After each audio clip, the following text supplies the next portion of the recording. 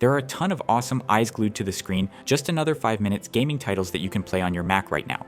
Don't believe me? Then watch this next video where I talk about some of the best Steam games playable on Mac, divided into 6 genres: RPG, survival, horror, simulation, strategy, and competitive multiplayer. Most of the games you'll find here are native to macOS, and the rest can be played locally through workaround methods like CrossOver and Kegworks. If any of the mentioned titles tickle your fancy, check out the description for discounts on the game's Steam price. To me and many others, The Witcher 3 is the ultimate open-world fantasy RPG. The game is based on Andrzej Sapkowski's eponymous book series, and in it you get to play as the notorious badass certified monster hunter Geralt. What keeps me coming back to The Witcher 3 is its rich, character-driven quest writing. Here, even side quests feel like mini-dramas worth finishing and not just playtime fodder. The world itself is huge and immersive and totally believable, the kind where you wander just to see what's over the hill. The combat system is also top-notch. It combines sword fighting and spell casting, and wants you to prepare and adapt to a wide array of enemies, which keeps the gameplay side of things from becoming stale or repetitive. True to From Software's trademark style, Elden Ring is a dark, gritty, and difficult game that doesn't hold your hand and doesn't hold back. A highlight here is the challenging real-time combat that requires precise timing as well as intimate knowledge of the enemy's attack patterns. Some people find this frustrating, but once you get past the initial learning curve and get into the game's rhythm, it all starts to make sense. But what I personally love most about Elden Ring is how it lets you piece together the story and lore through exploration and curiosity instead of spoon-feeding you every small detail. Overall, a game with respect for the player, which is something that's missing in a lot of modern titles. Baldur's Gate 3 is a huge D&D RPG, where your choices, even the smallest ones, have actual tangible effect on the surrounding world. I love how reactive the game is. NPCs and companions respond to what you do, not what you meant. The companions themselves are another highlight. All are written expertly and turned into actual believable characters and not just bland NPCs. Gameplay-wise, you are given so much freedom on how to approach a situation that you'll often find that your imagination is the main limiting factor. You can shove, stack, sneak, or explode your way forward, and it all feels valid, chaotic, and surprisingly cohesive from act to act. If you like fantasy D&D and great writing, this is the game for you. Clair Obscur Expedition 33 is a stylish turn-based RPG set in a Belle Epoque-inspired world facing a yearly calamity. The hook is its timing-based combat. Parries, reloads, and perfect inputs make battles feel immediate and skillful. It's a really odd combination of turn-based and real-time combat that we don't get to see in any other titles, but it works perfectly here. Visually, the game absolutely sings. Ornate architecture and painterly lighting make every arena pop. The soundtrack ties it together, punctuating key story moments even when the plot swings big, giving the whole journey a confident, theatrical energy. Some go as far as to call Clair Obscur a modern gaming masterpiece, and I'm inclined to agree. Disco Elysium is a detective RPG where the biggest weapon is your fractured mind. Seriously, there's no actual combat here. Instead, all confrontation is done through dialogues, persuasion, and mind games, and it's great. The writing is razor sharp and surprisingly humane. It lets you roleplay wildly different yet equally disastrous ideologies as your troubled protagonist. All of that is further elevated by the top-tier voice acting that turns even inner monologue into something you just don't want to skip. But what I find coolest here is the freedom to fail forward. Even bad decisions and failed skill checks will progress the story, which means that even when you screw up, you still get to enjoy the game, sometimes even more.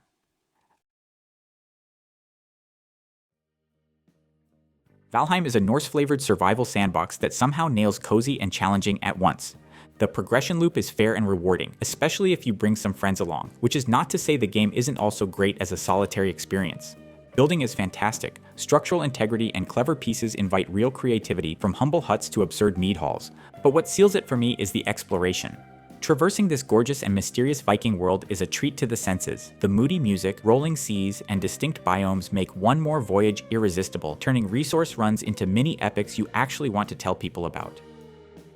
The first two things that pop up in my mind when I think of Palworld are Pokemon and guns. Sounds like a weird combo, yet the folks at Pocket Pair have somehow made it work. At its core, Palworld is a crafting game with survival mechanics where you explore a large open world with the main goal of expanding your collection of pals. These are animal-like creatures with various powers that you can tame and then use for anything from farming to combat. To me and most other players, the biggest draw in Palworld is the thrill of the hunt for more exotic and more powerful pals. And since the game frequently receives content updates, new pals are always on the way, which keeps the experience from becoming stale. So Valheim is chill and moody, Palworld is fun and silly, and Rust is the ultimate social survival experiment in both the best and worst ways possible. You spawn naked and clueless, then you find a rock, then politics happen. Here, you can't just build your base in peace and steadily climb up the tech tree. Other players are always on the lookout for the perfect opportunity to raid you and set you back weeks. Emergent social dynamics are the real endgame. Alliances, betrayals, and weird server legends write themselves, one raid at a time. That brutal survival tension, scrapping for food, hiding loot, planning a midnight hit, keeps me logging in for just one more wipe, fully aware it might obliterate my sleep schedule. If the main struggle in Rust revolves around the concept of man versus man, The Long Dark is all about man versus nature.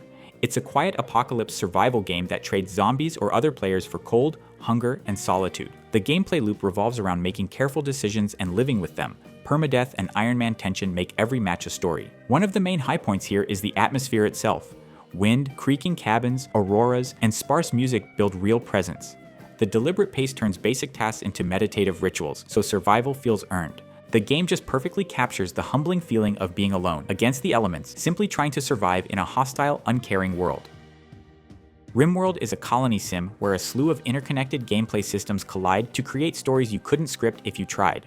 The emergent storytelling is the star here. You have some control of your colonists, but when left to their own devices, they will do as they please, often resulting in hilarious disasters. Mod support for this game is absurdly deep, letting you tailor difficulty, theme, and complexity until it feels like your RimWorld. The colony management aspect is also super satisfying, as you get to snowball beautifully, from scraping by with one room to orchestrating a finely tuned machine. That is, assuming your pyromaniac chef doesn't light the dining hall on fire. Phasmophobia is probably the closest you'll get to an actual haunted building experience in a game. You investigate haunted locations and survive the unpredictable ghost AI while trying to deduce the ghost type and the way to banish it. For me, the best part is that the ghost can actually hear the proximity voice chat and get attracted to your location. Lethal Company is an extraction game where you must balance greed versus survival. You'll be tempted to push deeper for scraps, when it's better to evacuate before the facility eats you. This is also a co-op title, and the best part for me is collectively choosing greed over safety and then suffering the hilarious consequences. Initially, Soma looks like another slow-burn psychological horror title, but its true core lies in its mature exploration of themes like identity, consciousness, and what it means to be you. It's existential horror through and through, and I can promise you that you'll be thinking about this game long after finishing it. Silent Hill 2 is all about psychological suffering made physical. Guilt and grief shape the monsters, the oppressive atmosphere, and the sound design that does more to build up dread than the actual jump scares. The game argues that some of the biggest horrors are those buried deep within the human psyche. Sons of the Forest really nails the feeling of being stuck in the deep woods, forced to survive the elements, while being surrounded on all sides by hostility.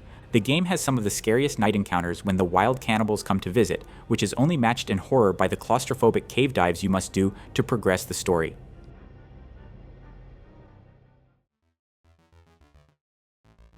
Every now and again, a game arrives on Steam that looks unassuming and by all accounts shouldn't work, yet it somehow skyrockets to the top of the charts.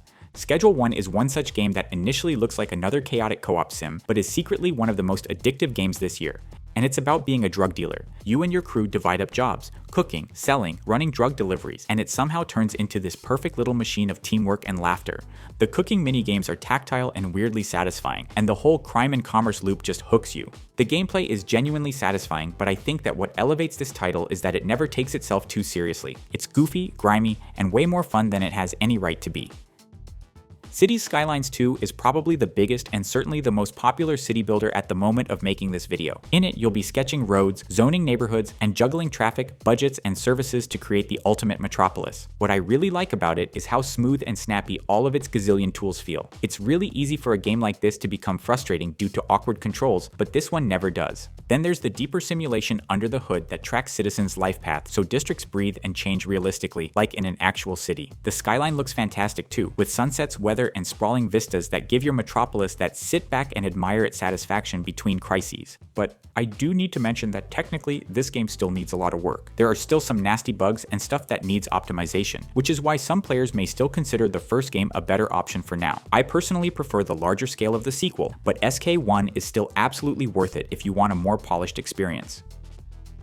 BeamNG is a physics-first driving sandbox where cars crumple, buckle, and fly apart with uncanny realism. No, seriously, just do some digging into the amount of true-to-life simulation mechanics running under the hood of this game, and you'll see what I mean. The soft body crash modeling is the star here. It changes how drifting, rally, and pileups actually feel. To try it all out, you get a huge playground of maps, scenarios, and toys to tinker with, from hill climbs to delivery runs and anything in between. And then comes the modding scene, which is basically a huge black hole of endless content. Vehicles, maps, challenges, a huge community pipeline that turns a quick test drive into whoops, it's 2 a.m. The Sims 4 hardly needs any introduction. It's the ultimate life sim about building dream homes, crafting households, and letting chaos unfold. Its build by and create a sim tools are super intuitive, but also dangerously expansive, especially with mods and DLCs. Let's just say you can spend hours just tweaking floor plans and outfits. Since this is a pretty old game now, it's had time to accumulate a ridiculous amount of extra content, so you can add to it anything you can think of, like new hairstyles, traits, careers, and overhauls to supercharge the sandbox, so it keeps evolving as your imagination does. But the real magic is the emergent drama between your Sims. Relationships form, feuds spark, weird stories write themselves, and you get to watch all of it unfold in real time. Ultimately, it's a cozy, relaxed, often hilarious game with endless opportunity for customization.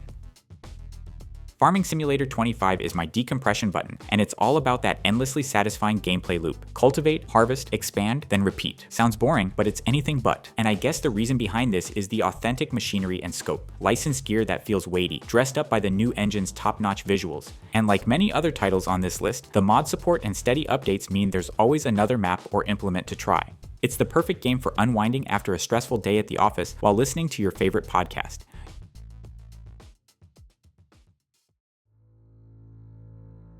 Crusader Kings 3 is the medieval soap opera you didn't know you needed. Like in other grand strategies, you'll be painting maps, but you'll also be scheming, lying, plotting, bribing, and marrying off your daughters and sons just to try to keep your dynasty at the top of the medieval food chain. What I love most about it is the wild, emergent storytelling, where your heir's personality might doom your kingdom, and its deep role-playing focus that rewards clever manipulation. And as a bonus, it has a surprisingly friendly interface that finally makes all that medieval madness make sense. Europa Universalis 4 is the grand strategy classic where you rewrite world history one treaty at a time. You'll be building empires, forging alliances, betraying everyone, whatever it takes to survive the centuries. But what keeps me coming back to it is its staggering depth and replayability, and its intricate map strategy that rewards long-term planning. And also, let's not forget the literally endless modding scene that turns every campaign into a brand new sandbox of global domination. Civilization 6 is the ultimate just one more turn machine. Its district system turns city building into a strategic puzzle, and its mountain of leaders and expansions means no two games feel the same. Tons of variety and tons of content, especially if you delve into the DLCs and expansions. My personal favorite are the climate disasters that come with the expansions to shake things up even further. Ever wanted to see how it feels to wage war when cataclysms are ravaging the land? Just give Civ 6 a try. Stellaris is a grand strategy with a capital G. It lets you build literal galactic empires and watch their insane stories unfold in all sorts of unpredictable ways. Every campaign feels fresh thanks to deep customization of ethics, civics, origins, and more, and the unpredictable events that make your space saga feel alive. But if even this isn't big enough for you, then there's the modding scene, which is absolutely massive. If you are looking for the ultimate galactic sandbox tailored toward players who want limitless scale and endless possibilities, go try Stellaris. XCOM 2 is a micromanagement-focused turn-based strategy game that puts you in charge of Earth's resistance in its fight against alien occupiers. To briefly describe its gameplay, think of it as a high-stakes chess match where you are given just enough time to grow attached to your pawns, so you feel extra shitty once they inevitably get vaporized. Procedural maps, permadeath, and that cruel RNG create an addictive tension that lets you uncover that masochistic side you never knew you had. The War of the Chosen expansion and the immense number of DLCs crank it up further with new enemies and heroes, missions, and anything else you can think of. And the best part is this game and all of its extras get ridiculously huge discounts every couple of weeks. You know the drill. 2 bases, 3 lanes, and 10 players caught in a hectic battle of skill, wits, and, if you ask the guy who's just got ganked for the 5th time, pure luck. The game has endured as long as it has because of its absurd tactical depth and ever-evolving meta. Drafting, laning, vision, item timings, and spell combos stack forever. It also helps that Valve are always releasing new updates and balance patches that keep the experience fresh, and that the game is currently one of the biggest esports out there. And crucially, it's truly free to play. The only thing you can spend real money on is cosmetics, which are absolutely not required to have fun with the game. Just keep in mind that it's a challenging title, so be patient and take your time to learn the ins and outs if you've never tried it before. Speaking of challenging multiplayer games, War Thunder is another title notorious for its immense tactical and mechanical complexity. It drops you into combined arms warfare across air, ground, and sea, and wants you to have intimate knowledge of ballistics, armor angling, and damage modeling to be a valuable member of your team. It's the ultimate modern warfare simulator where every penetration, ricochet, and ammo rack detonation matters. There's a gargantuan roster of vehicles and tech trees to chase, from biplanes to MBTs and blue water ships, all of which have been recreated with frighteningly obsessive realism. It's definitely a game that requires you to take it seriously and isn't a good fit if you just want to jump in for a quick session every now and again. But if you give yourself some time to get into its rhythm, you'll soon find that there's nothing quite like it out there in terms of realism and mechanical depth. Jumping from realism to power fantasy, Marvel Rivals is a 6 vs 6 hero shooter that's loud, colorful, and built for highlight reels. Team-up combo abilities are the secret sauce here. It's all about smartly pairing heroes to create flashy synergies that actually swing fights. Matches move fast and stay casual friendly, so you don't need to have 100+ hours on this game to have fun. You just need to know that quick swaps and decisive pushes will often determine the victorious team. And let's not ignore the roster that delivers the fan service. Iconic heroes, seasonal drops, and frequent updates that keep the meta lively without burying fundamentals under gimmicks. Naraka Bladepoint is a melee-focused battle royale with a pronounced focus on spacing, timing, and mind games, all of which are needed to win fights. The combat system is built on cancels, parries, and armor clash reads, so skill expression truly shows. But there's also a second element to coming on top, and that's mobility. Understanding movement, leveraging the different mobility options at your disposal, and having good awareness of your immediate environment are just as crucial as well-timed parries and attacks. One example, the grappling hook, turns verticality into a weapon and enables ambushes, escapes, and wild chases. And then everything is enhanced by the different heroes and their unique abilities that add variety without smothering mastery. Overall, Bladepoint is one of the more unique battle royales out there, so I totally recommend it to fans of the genre. If you've never played a round of CS, then what have you even played? But seriously, Counter-Strike 2 might be relatively new, yet its core is still very much unchanged from the days of CS 1.5 and 1.6. And don't get me wrong, that's a good thing. CS2 is still the tactical shooter boiled down to muscle memory and round-to-round mind games that several generations of gamers have come to love. The gunplay is surgical, with sprays, taps, and peeks, where tiny mistakes cost rounds and money. Every buy is meaningful, and every weapon choice must be tactically justified. And then there's the new flashy stuff like dynamic smokes and sub-tick networking that refresh the classic formula without breaking it. It's honestly one of the best examples of improve what can be improved and don't mess with what's already perfect. So these were 30 of what we'd consider the best Steam games that you can easily play on your Mac computer. Obviously, there are many other great titles, and we are sure we've missed some important ones, so we encourage you to share your alternative suggestions in the comments below. We'll be happy to read them. Also, if you enjoyed this list, don't forget to click the like button and subscribe to our channel for more similar content. Take care and see you in the next one.